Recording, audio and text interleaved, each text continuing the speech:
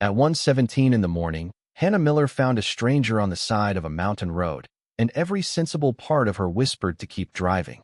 But her heart had never been very good at leaving people in the cold. The rain came down sideways over Maple Creek, Vermont, silver and sharp beneath the weak glow of her headlights. The wipers dragged across the windshield with a tired squeak, barely clearing the fog before another sheet of water blurred the road again.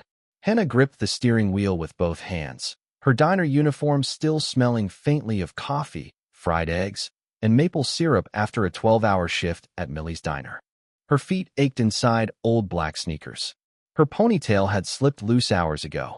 In the passenger seat, a paper bag held 2 leftover biscuits for her mother and a cup of soup wrapped in napkins so it would not spill. Home was only 7 miles away, down the ridge, past the old covered bridge, then left at the gas station with the broken sign. Hannah should have been thinking about sleep. Instead, she was thinking about the mortgage bill on the kitchen counter, the pharmacy refill due on Friday, and the roof patch that had started dripping again above the hallway closet.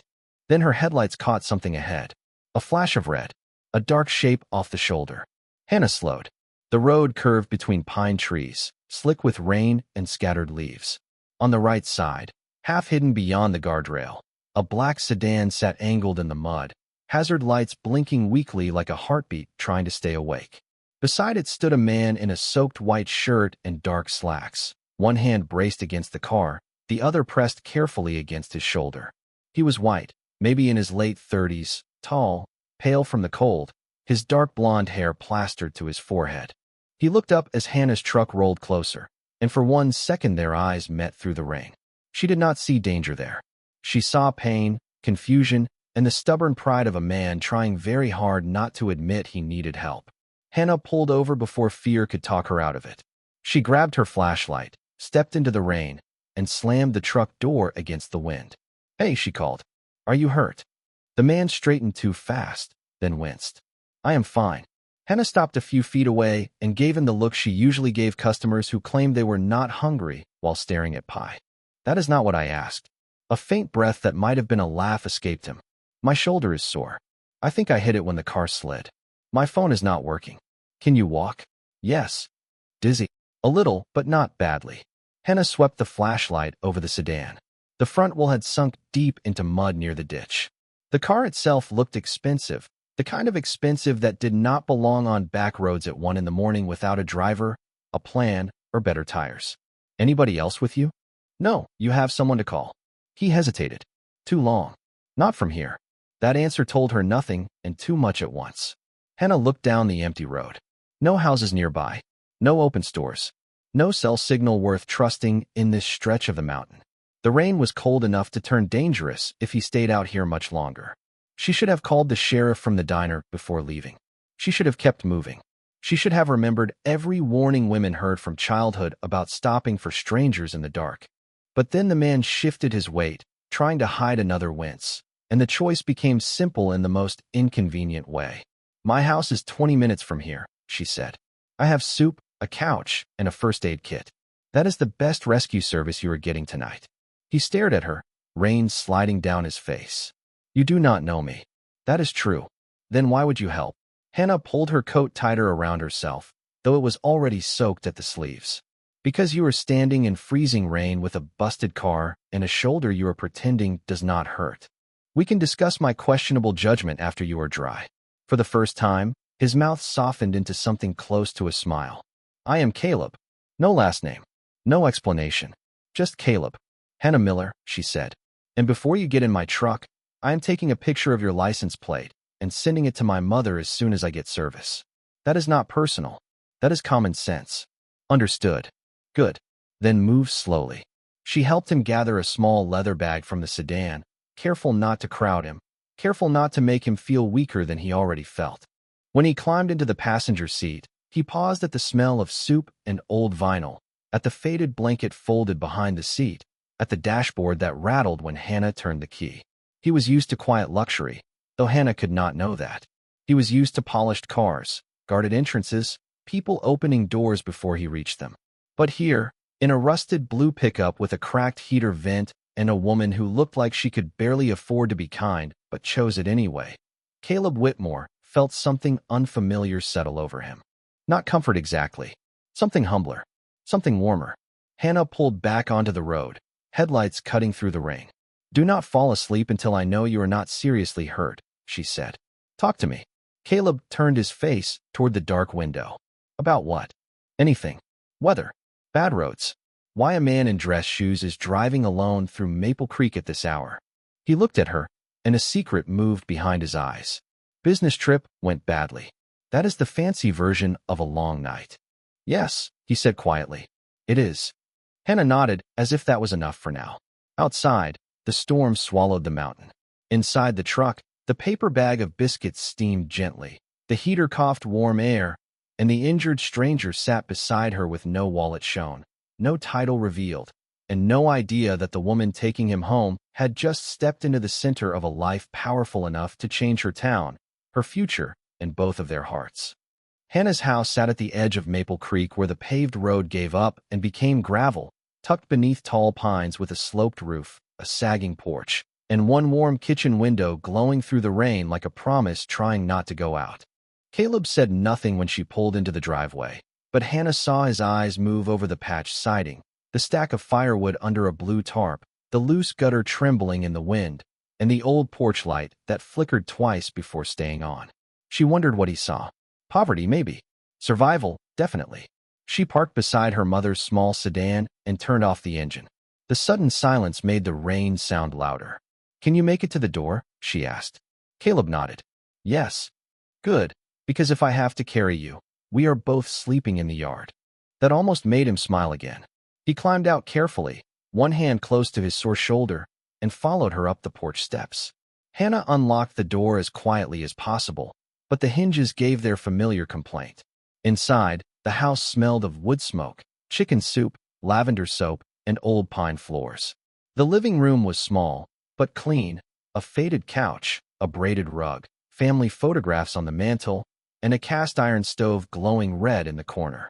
A hallway lamp had been left on for her, as always. Her mother's voice came softly from the bedroom. "Hannah." "It is me, Mom," Hannah called, shrugging off her wet coat. "I brought someone who needs a little help. Do not get up." "Is he bleeding?" Caleb looked startled. Hannah shot him a look that said small towns did not waste time on gentle openings.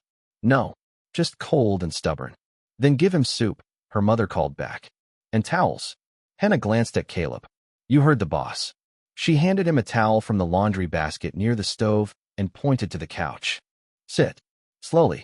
If you pass out, I am adding that to your list of poor choices tonight. You give orders like a professional. Diner waitress, part-time cleaner, amateur roof negotiator, and full-time daughter. I have range." Caleb sat carefully, scanning the room with a quietness that felt less like judgment than wonder.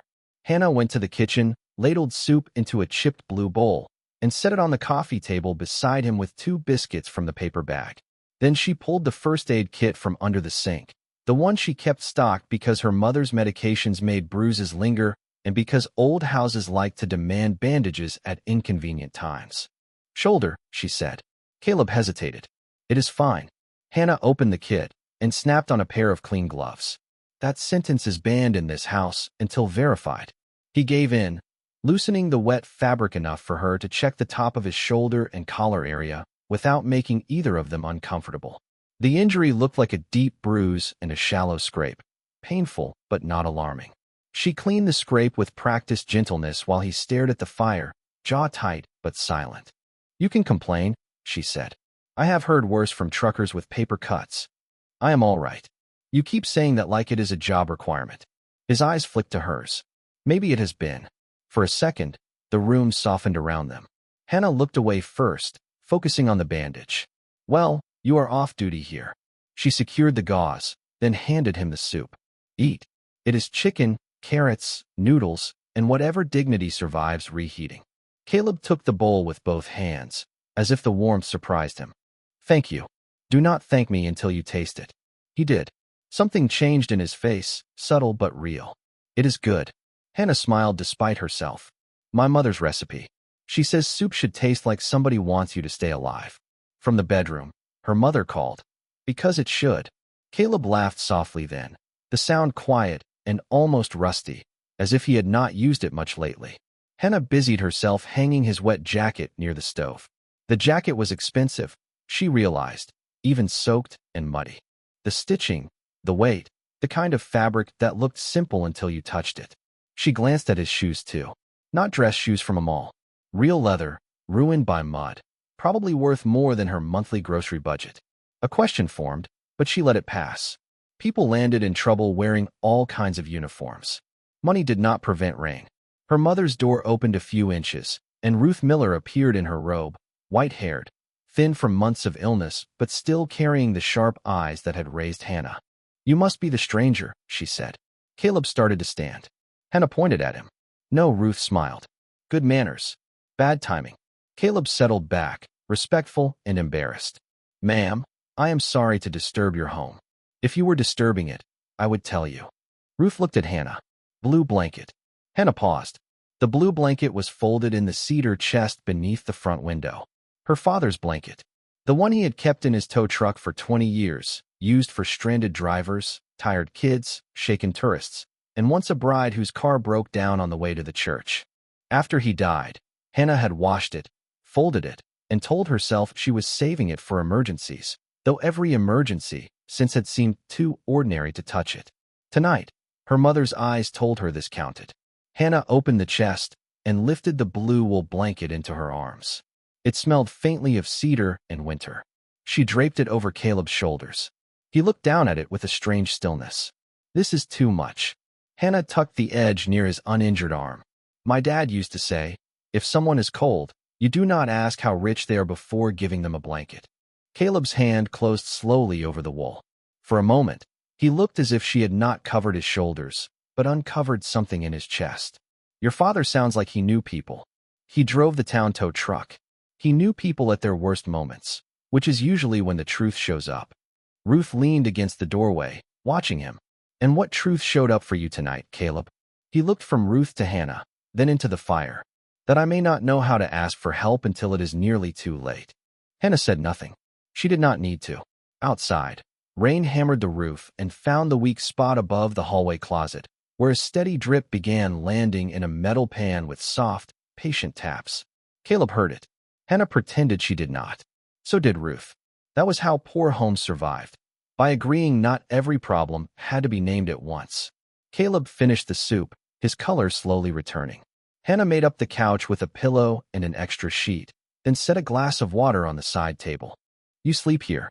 If your shoulder gets worse, you tell me. If you get dizzy, you wake me.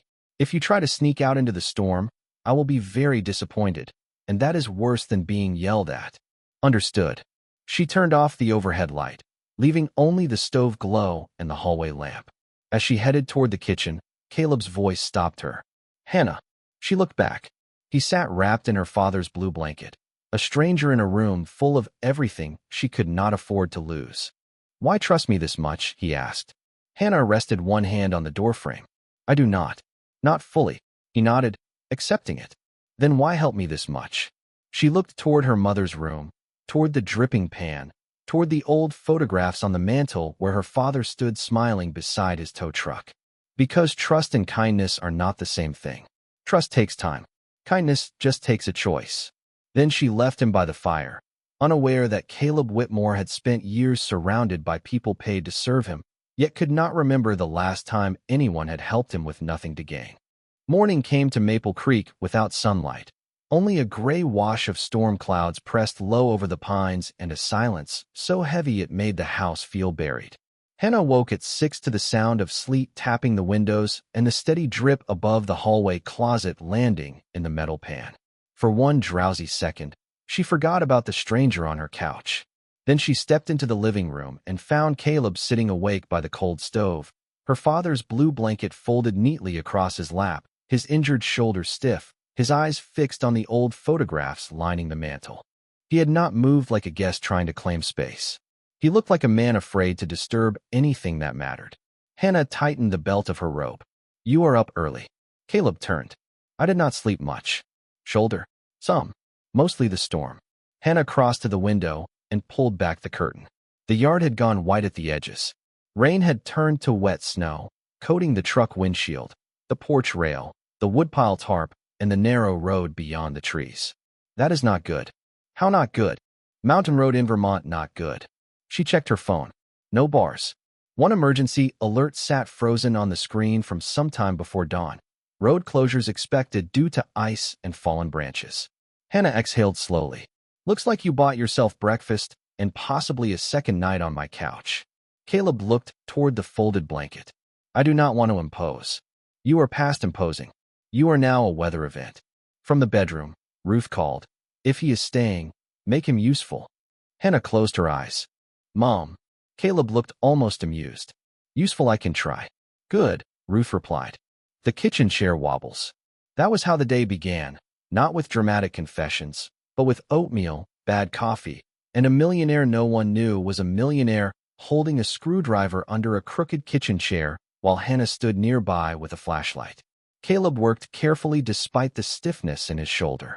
He was not particularly fast, and he clearly had more experience approving repairs than doing them. But he listened when Hannah told him which screw always came loose and did not pretend to know better. That earned him 1 point in her mind. After breakfast, she changed his bandage, keeping the movement gentle and matter-of-fact. The bruise had deepened in color, but the scrape was clean. You will live, she said. Try not to look disappointed. Caleb smiled faintly. I am relieved. You say that like someone and used to being relieved. He did not answer right away. Hannah noticed that about him. His silences were not empty. They were guarded doors. She taped the gauze in place and stepped back. There. No heavy lifting. No heroic exits. No pretending you are fine if you are not. That last rule seems personal. Everything practical is personal eventually. Ruth joined them at the table wrapped in a cardigan, moving slowly but with sharp attention. She watched Caleb over her tea. Hannah says you were on a business trip. Caleb nodded. Yes, ma'am. What kind of business sends a man over Maple Ridge at 1 in the morning? Hannah looked at her mother in warning. Ruth ignored her, as mothers did when they had earned the right. Caleb held the mug between both hands. The kind that was going badly before the road did. Ruth studied him, honest enough to be evasive. Interesting. Hannah nearly choked on her coffee. Caleb gave a low laugh, softer than the first one, less surprised by its own existence. That may be fair. The storm kept them inside. By noon, the power flickered twice, then steadied. Hannah called Millie's diner from the landline and learned the road was closed, the lunch shift was canceled, and half the town was waiting for plows. She should have felt relieved to miss work without guilt, but lost hours meant lost tips, and lost tips meant another bill sliding closer to trouble. She stood in the kitchen with the phone still in her hand, doing the math in her head. Caleb watched from the doorway. Is everything all right? Roads are closed. That sounds like an answer to a different question. Hannah set the phone back in its cradle. Everything is expensive. That is the honest answer. He looked toward the ceiling, where the hallway drip had become faster. The roof. Among other contestants. Can it be fixed? Everything can be fixed if the check is large enough. She regretted the bitterness as soon as it came out, but Caleb did not seem offended. If anything, the words hit him somewhere private. And if it is not, he asked. Hannah wiped the counter with a dish towel, though it was already clean. Then you put a pan under it and hope the ceiling has patience.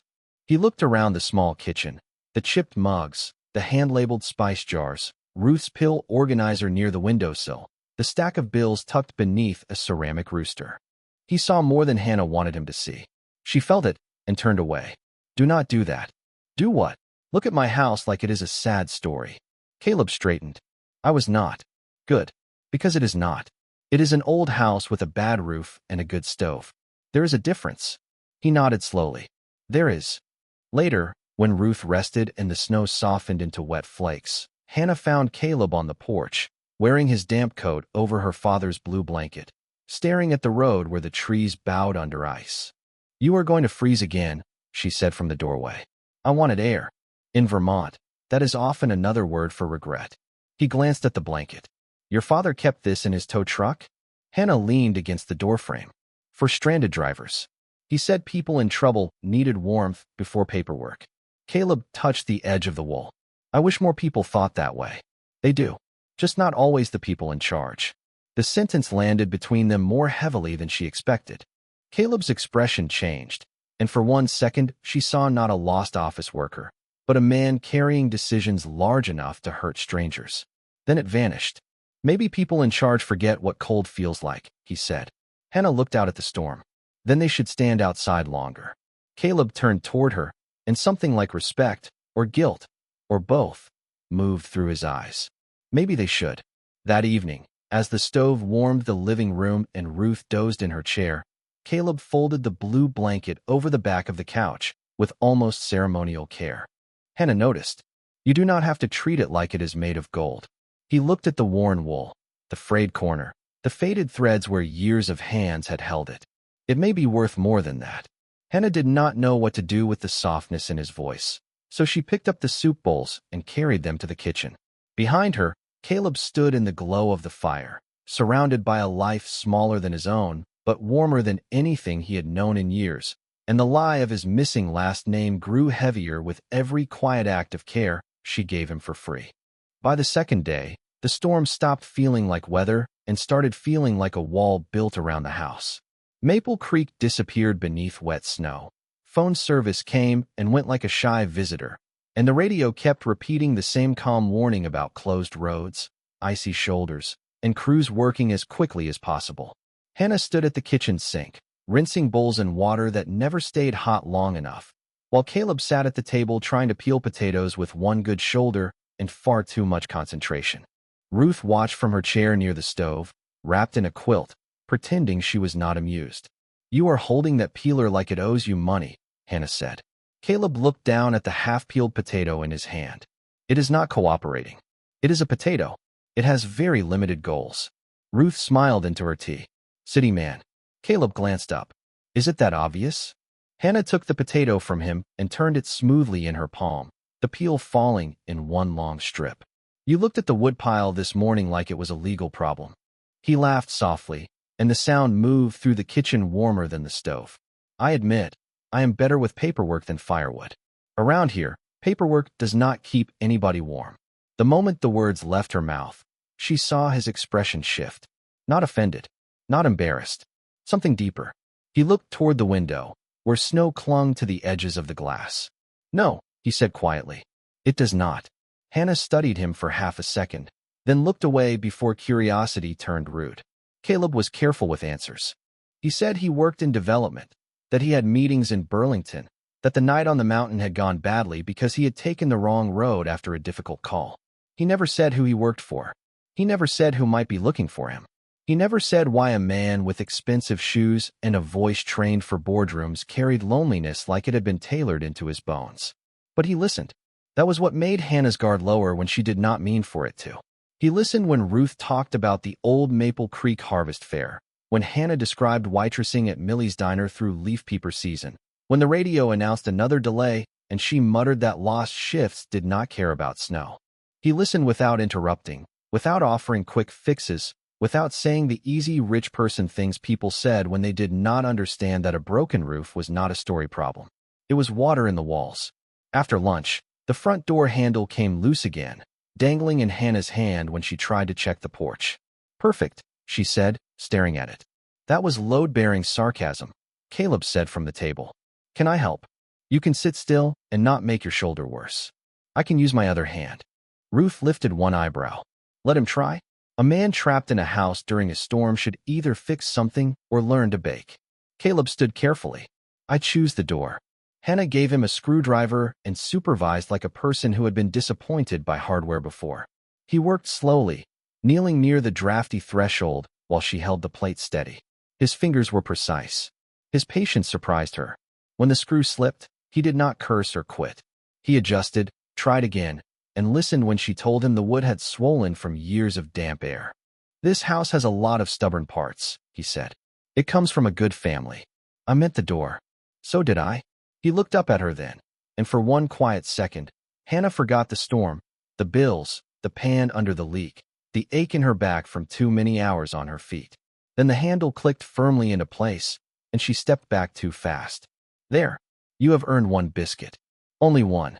Do not get ambitious. In the afternoon, they carried firewood from the porch together, Hannah stacking while Caleb handed pieces from the dry side of the pile. She would not let him lift anything heavy, So he obeyed with exaggerated seriousness until Ruth called through the screen door that he looked like a man negotiating with logs. Later, Hannah changed his bandage again. The scrape was healing. The bruise still looked painful, but his movement had improved.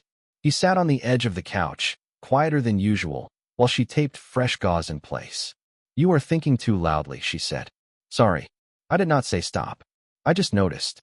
Caleb looked toward the fire. "There is a company I know. It was supposed to build things that help towns grow without hollowing them out. Jobs, repairs, new businesses, not just polished resorts for people who never learn the name of the place they visit." Hannah paused, the tape still between her fingers. "That sounds like a good idea." It was. He breathed in slowly. Sometimes a good idea gets handed to people who only understand profit.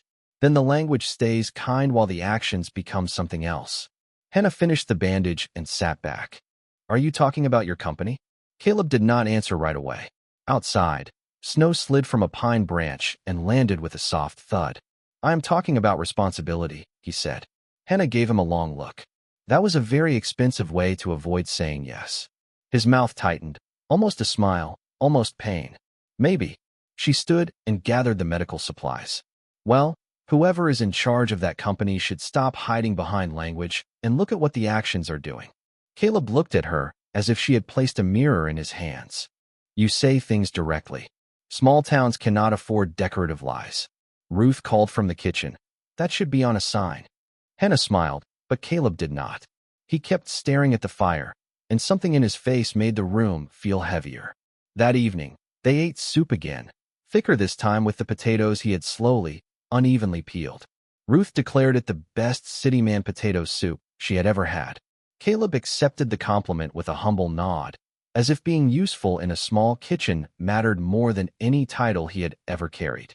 After Ruth went to bed, Hannah found him folding the blue blanket with careful hands. "You can leave it on the couch," she said. "You do not have to make the place look untouched. I do not want to take more than I have already taken. You have taken soup, a couch, half a roll of medical tape, and some emotional damage from a potato. We will survive." He smiled, but it faded quickly. "Hannah, if I have not been fully clear about who I am." The sentence stopped when the landline rang. Both of them looked toward the kitchen.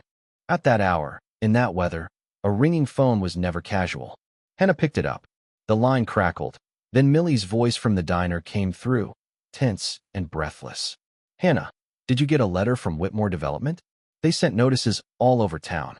Meeting next week. Land buyout proposals. Folks are scared." Hannah felt the warmth drain from her hands. "What?" Caleb went completely still by the fire. Millie kept talking, but Hannah barely heard the rest. "Whitmore Development. Buyout. Maple Creek. Homes near the ridge." Her house was near the ridge. Slowly, she turned toward Caleb. The blue blanket lay folded between his hands, and the secret in his eyes no longer looked distant. It looked personal. Hannah hung up the phone slowly, not because the call had ended, but because her hand no longer seemed to know what else to do. The kitchen felt smaller than it had a minute before. The stove still glowed. The soup still steamed faintly in the pot. Ruth's bedroom door remained closed at the end of the hall.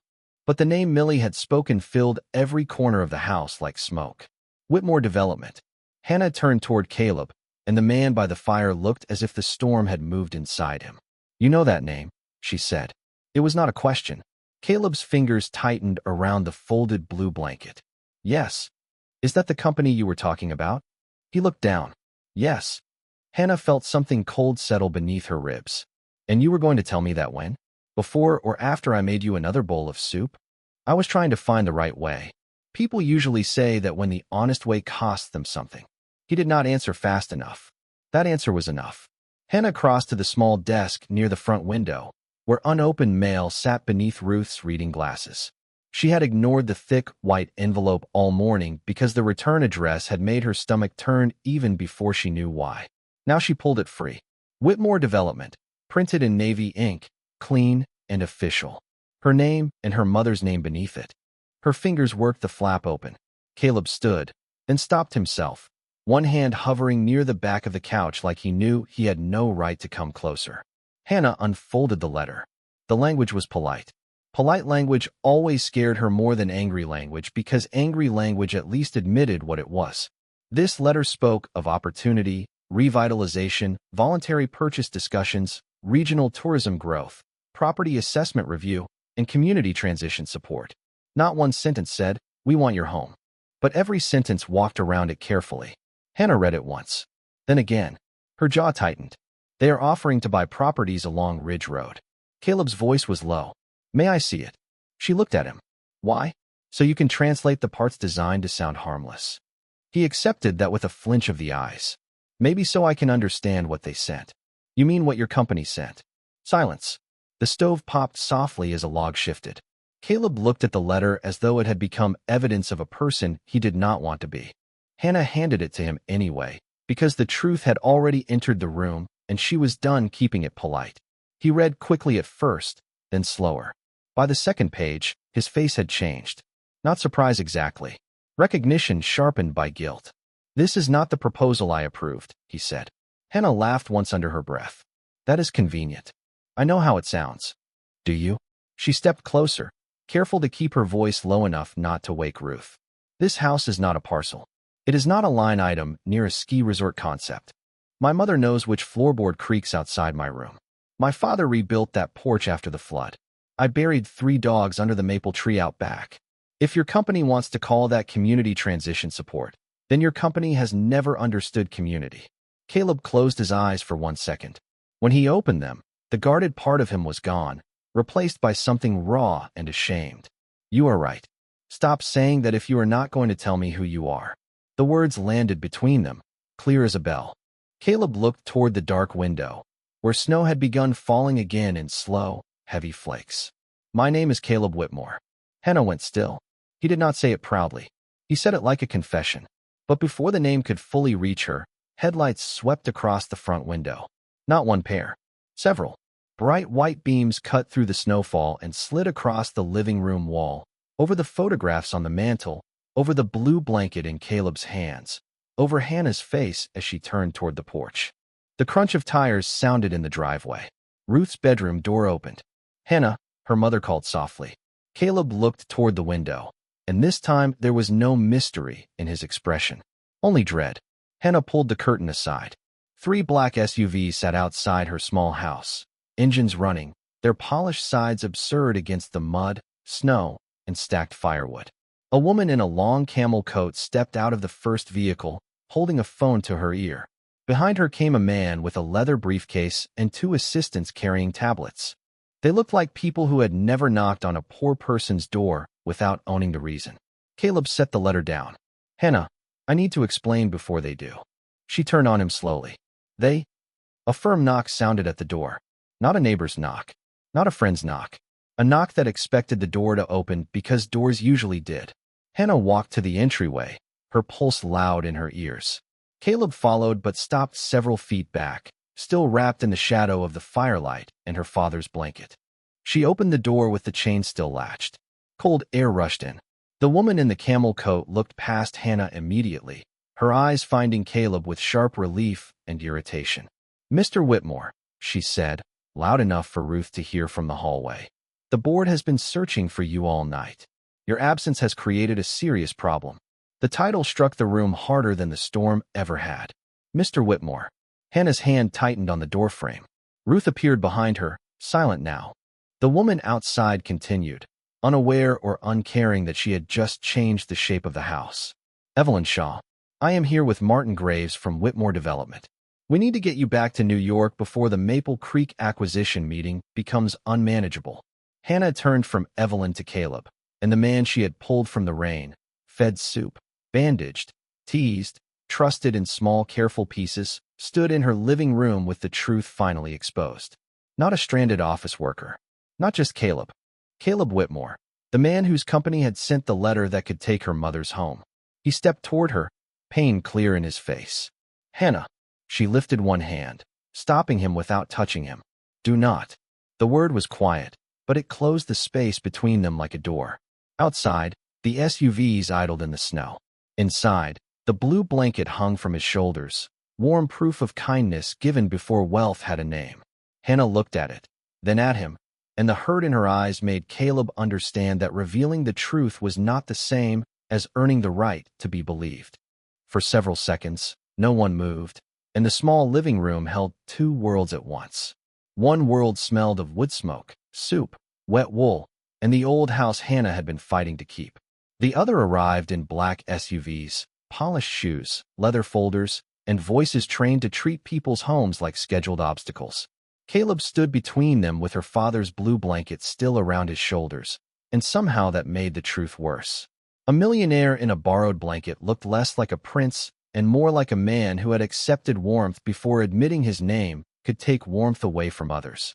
Evelyn Shaw stepped closer to the door, her camel coat untouched by the snow as an assistant held an umbrella over her. She was white, elegant, and composed in a way that made Hannah instantly tired.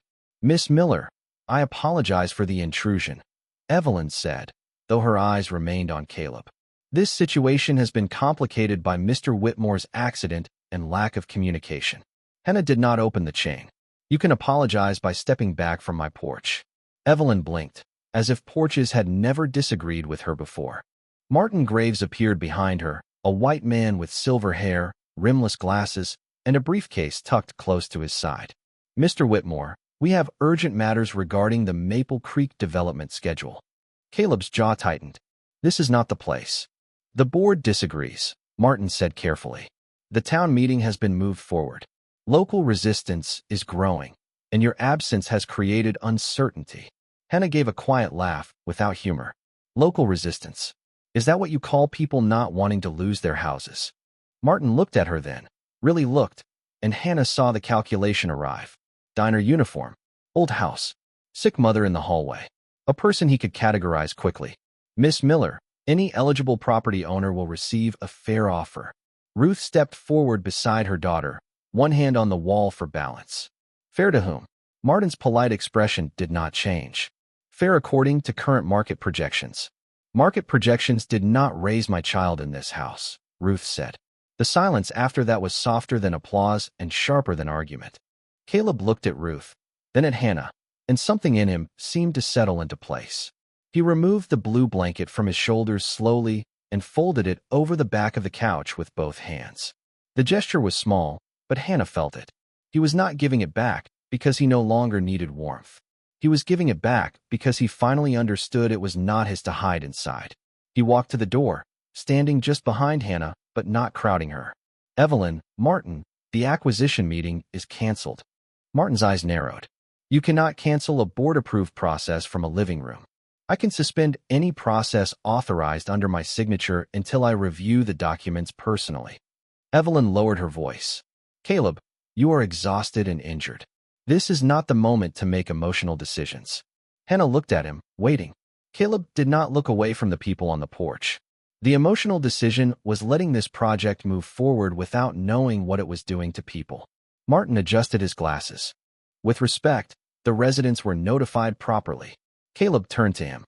Were they informed that the resort plan changed from a mixed-use community investment to a private luxury development? Martin went very still.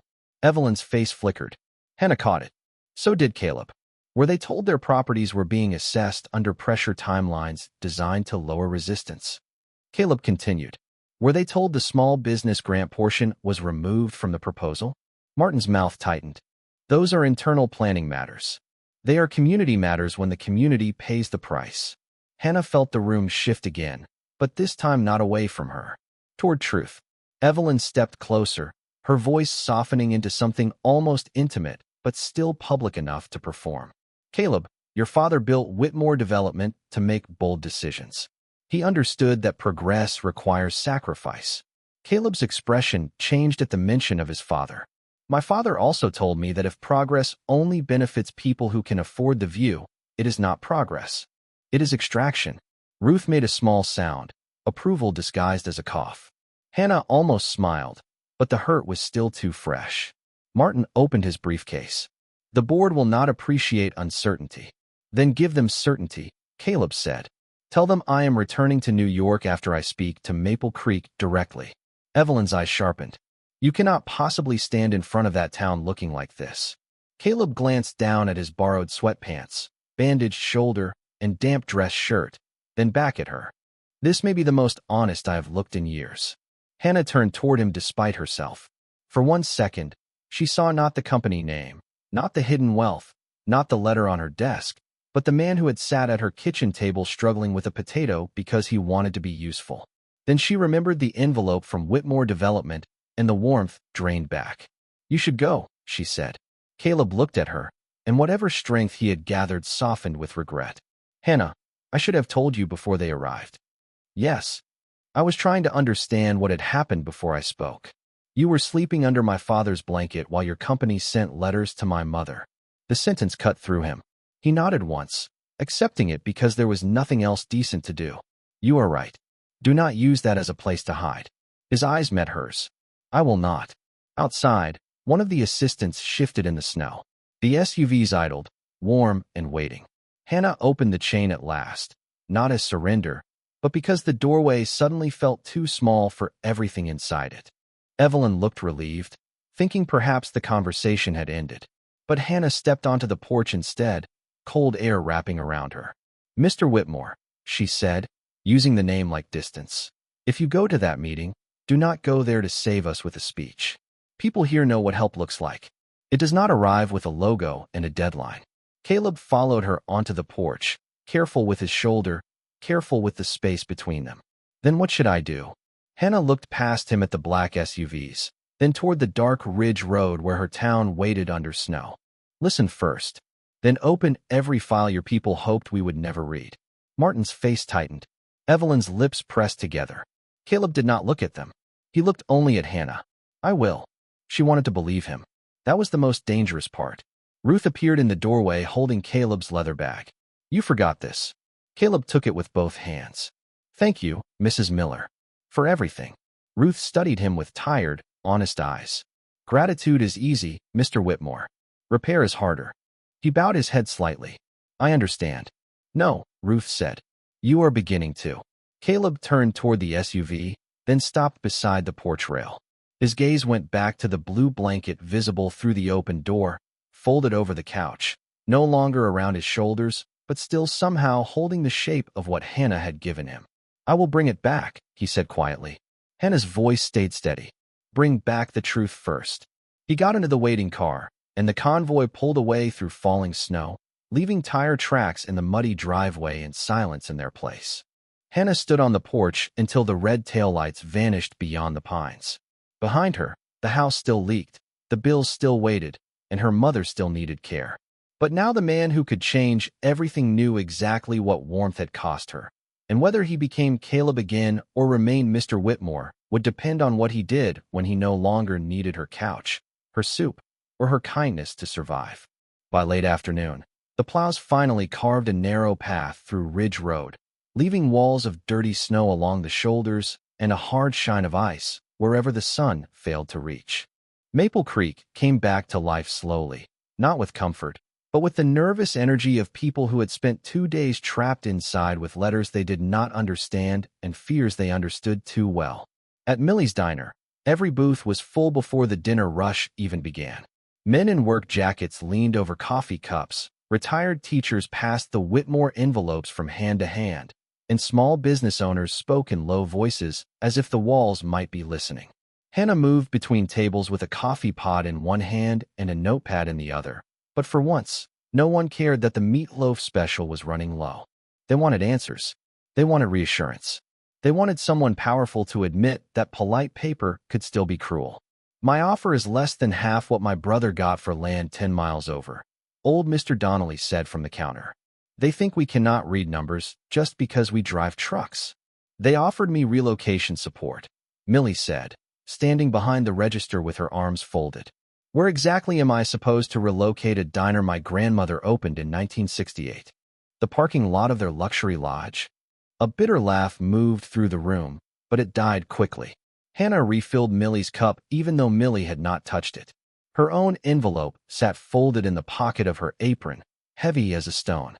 Every time she moved, it brushed against her hip and reminded her that Caleb's world had entered hers not through a ballroom door, but through certified mail.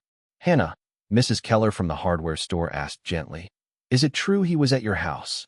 The diner quieted just enough to hurt. Hannah felt every eye turned toward her, not accusing exactly, but hungry for meaning.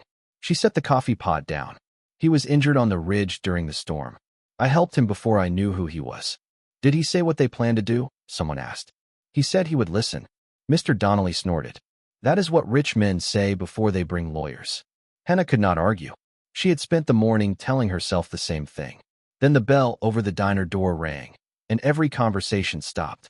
Caleb Whitmore stepped inside wearing a dark coat over a clean shirt, his injured shoulder moving carefully, his face pale from exhaustion. He was no longer soaked, no longer wrapped in borrowed warmth, no longer anonymous. Beside him stood Evelyn Shaw, polished and watchful, and behind them Martin Graves carried a leather folder thick with documents. The diner seemed to shrink around them. Millie's hand moved to the counter as if anchoring herself. Caleb did not take off his coat like a man settling in. He stood just inside the door, looking at the crowded room, at the people holding his company's letters, at Hannah in her black diner dress and white apron. I know this is not the town meeting, he said, his voice calm but not smooth. I came because I was told people gather here when they want the truth before it becomes official. No one answered. Evelyn's smile appeared quickly, professional and soft. We understand emotions are high. Whitmore Development is committed to a respectful process, and Mr. Whitmore has asked me to assure everyone that generous personal solutions are available for families facing hardship. Hannah's stomach tightened. There it was. The velvet glove. The prettier version of being managed. Caleb turned toward Evelyn. That is not why I came. Evelyn's smile held, but her eyes sharpened. Caleb, we discussed message discipline. No, he said. You discussed message discipline. I came to hear them. Martin cleared his throat. This room is not an appropriate venue for project negotiations. Millie leaned across the counter. Funny. My diner was appropriate enough to be inside your acquisition boundary. A low murmur rose. Caleb looked at Martin. Sit down. Martin's mouth parted slightly. Excuse me. Or wait outside. But do not stand in this room and tell people their own fear is inconvenient. The murmur changed. Hannah watched Caleb, hating that some part of her wanted to recognize the man from her kitchen and hating more that he had made recognition complicated. He stepped toward her, careful, not too close. Hannah, may I speak with you outside? The diner went silent again. She could feel the town listening with their eyes. Anything you need to say can be said here. Caleb accepted that. Then I will say this here. I should have told you my full name the moment I understood your home was connected to my company's project. I did not. That was wrong. Evelyn inhaled sharply. Martin looked down. Hannah kept her face steady. An apology does not fix a roof. I know.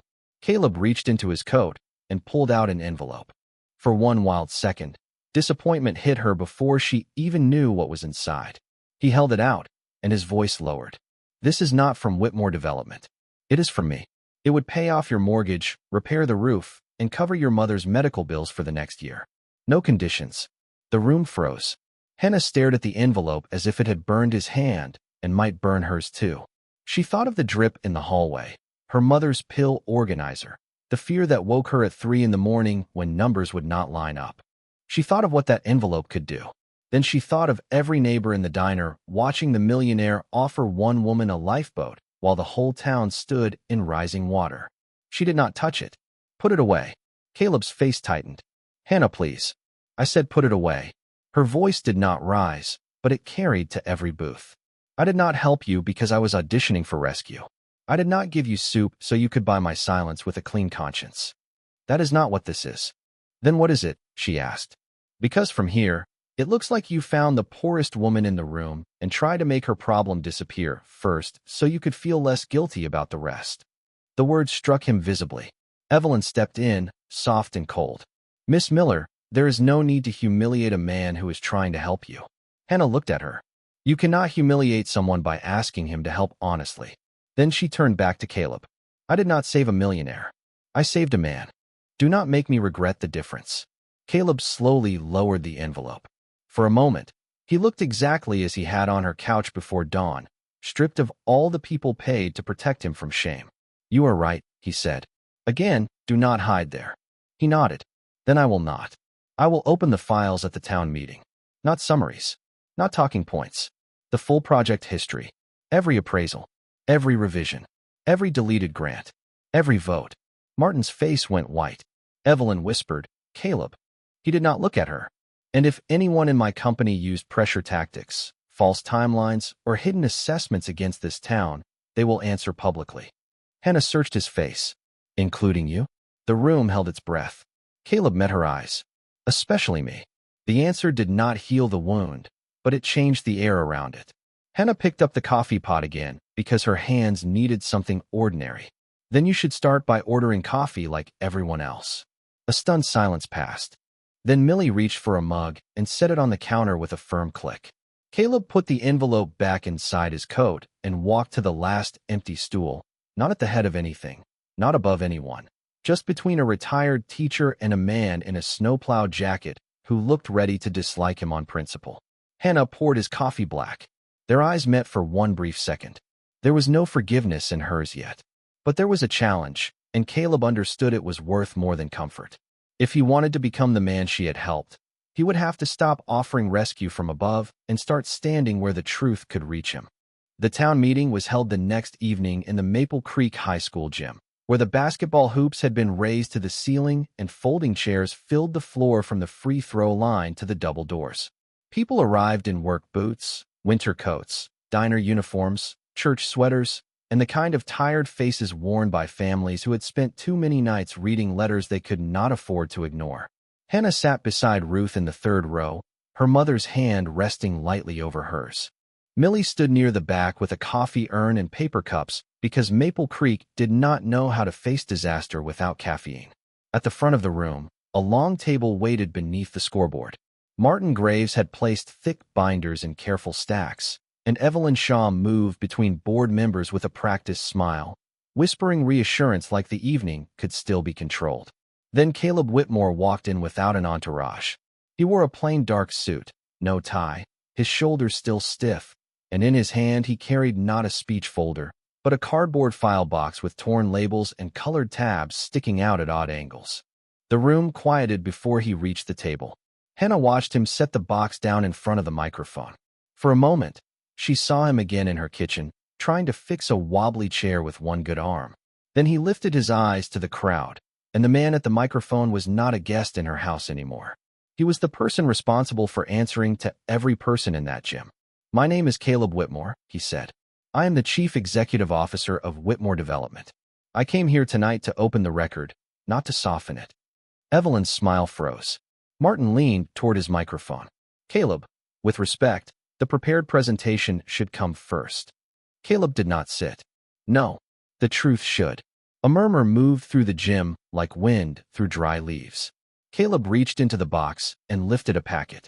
3 months ago, I approved a development concept for Maple Creek based on a mixed-use plan that included local hiring requirements, small business grants, a public access trail, property tax protections for long-term residents, and voluntary participation for any property owner. That is what I signed. He placed the packet on the table, then lifted another. 6 weeks later, the plan was revised without my direct review. The grant fund was removed. The property tax protections were marked as non-essential. The public access trail was replaced with private resort frontage. Appraisals for ridge properties were adjusted downward under a fast-close schedule designed to create pressure. The gym went cold with silence. Hannah felt Ruth's fingers tighten. Martin reached for his microphone again. Those revisions were part of standard financial optimization. Caleb turned to him. No, they were a betrayal of the people this project claimed it would help. Evelyn stepped forward, her voice smooth. Everyone understands that large projects evolve. Mr. Whitmore is speaking from concern, but concern must be balanced with responsibility to investors. Caleb looked at her, and the room seemed to lean in. Responsibility to investors does not require misleading residents. He pulled a smaller folder from the box. I have also reviewed internal messages from the development office. They show that multiple community objections were summarized as minor resistance, even though residents had raised serious concerns about housing loss, business displacement, and medical access for elderly homeowners. Martin's face had gone pale under the gym lights. Those messages are privileged, not when they document misconduct in a public acquisition process. Caleb looked toward the first row, where the town council sat stiff and stunned. Copies have been delivered to the council, the state housing office, and independent counsel. Effective immediately, The Ridge Road acquisition plan is canceled. No resident will be pressured to sell under the current proposal. Any offer already made is withdrawn unless the property owner requests review on their own terms with independent representation paid by Whitmore Development. For 1 second, no one moved. Then someone near the back let out a breath that sounded almost like a sob. Millie covered her mouth. Mr. Donnelly removed his cap and stared down at it. Hannah felt relief rise too fast and held it back, because relief without accountability was only a pause. Caleb was not finished. Martin Graves has been removed from all Maple Creek operations pending a full outside investigation. Any employee found to have hidden resident objections, manipulated appraisals, or used pressure timelines will be dismissed and referred for legal review where appropriate. Martin stood. You are destroying years of work because of one emotional weekend in a stranger's house. The words struck the room hard. Every head turned toward Hannah. Heat climbed her neck, but before Caleb could answer, she stood. Her chair scraped softly against the gym floor. Ruth did not stop her. Hannah walked down the aisle in her winter coat and diner shoes, her envelope from Whitmore folded in one hand. Caleb stepped back from the microphone as she approached, not inviting her like a performance, but making room like he had learned what respect required. Hannah faced the town first, not him. I helped an injured man during a storm, she said, her voice clear but not loud. I did not know his last name. I did not know what he owned. I only knew he was cold, hurt, and alone. She looked at Martin. That does not make me emotional evidence. It makes me a neighbor. A low sound of agreement passed through the gym. Hannah lifted the letter. This is the offer sent to my mother and me. It uses clean words. Opportunity. Transition. Voluntary. But when people are scared, tired, elderly, sick, or one bill away from losing everything, pressure can wear a polite suit. Caleb listened with his head slightly bowed. Evelyn watched with bright, controlled anger. Hannah turned to him then. If you want to repair this, do not build a monument to guilt. Build a process people can question without being punished. Caleb nodded once. Then that is what we will do. He returned to the microphone. Whitmore Development will fund an independent Maple Creek Community Board with voting power over any future project connected to this land. Residents, small business owners, senior advocates, and local workers will hold the majority of seats. Hannah Miller, if she is willing, will be invited to serve, not as my representative, but as one of this town's. Hannah did not answer immediately. She looked at Ruth, at Millie, at the faces around the gym, at people who had known her father when his tow truck pulled them from snowbanks and ditches and bad nights. Then she looked back at Caleb. I will serve if the meetings are public, the records are readable, and nobody has to own a suit to be heard. For the first time all evening, Caleb smiled faintly. Agreed. Evelyn closed her folder. This is reckless. Ruth's voice rose from the third row, thin but steady. No, honey. This is what it sounds like when people stop mistaking manners for justice. The gym erupted then, not in celebration exactly, but in something stronger. Release, relief, and the first breath of dignity returned. Caleb stepped away from the microphone as the town gathered around the council table, asking questions, demanding copies, offering names for the new board. Hannah remained near the front, the Whitmore letter still in her hand. Caleb came to stand beside her, leaving a careful space between them. You told me to bring back the truth first, he said. She looked at the crowded gym, at Martin leaving under the watch of 2 board members, at Evelyn standing alone with her perfect coat, and no room left to control the story. You brought part of it, Hannah said. Now you have to live inside it. Caleb accepted the weight of that. I will. Hannah finally turned to him. For them, not for me. His eyes softened, not with disappointment, but with understanding. For them, he said. And because you were right before you ever knew my name. Outside, snow began to melt along the edges of the parking lot, running in thin streams under the gym lights. Inside, Maple Creek did not become safe in one night, and Hannah did not forgive in one sentence.